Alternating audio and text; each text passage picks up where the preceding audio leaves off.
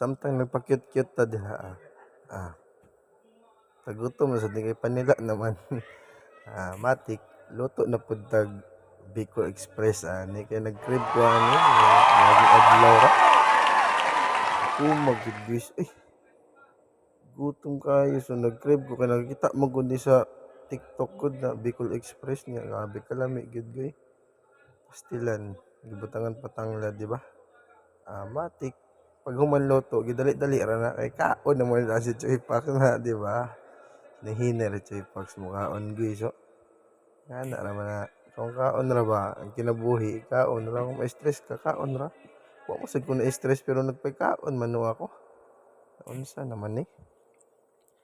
Ngana man to kinabuhi sige ra magkaon. Matik salamat gani ta kay sige ta nagkaon, di ba? Oo, di ba? Paak na na. Salamat ud sa nagpalit ani sa karne na manok. Di ba? Gilutuan pa ta. Murag ako nagluto ba? Pero ambot og kinsa gyud. Sila na nakahibayo ana kung kinsa nagluto ana. Di ba? Hukad pa gyud, di ba? Sugag gyud kaon tawhana ni. Sabaw tilok guys. Pasugo pag huwag tubig.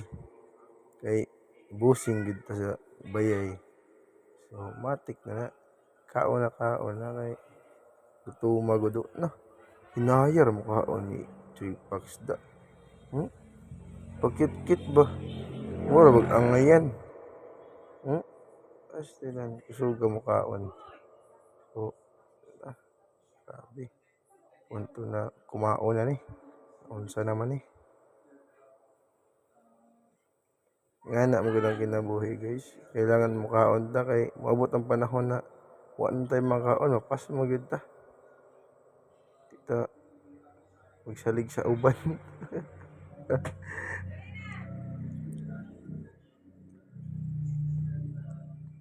Gilamo-lamo ra pagkaon gabi na nahuyas eh. Uyas na pagkaon. Unsa naman tawhana ni? Mudugang pa siguro na wa kabakak. Dugang pa gyud.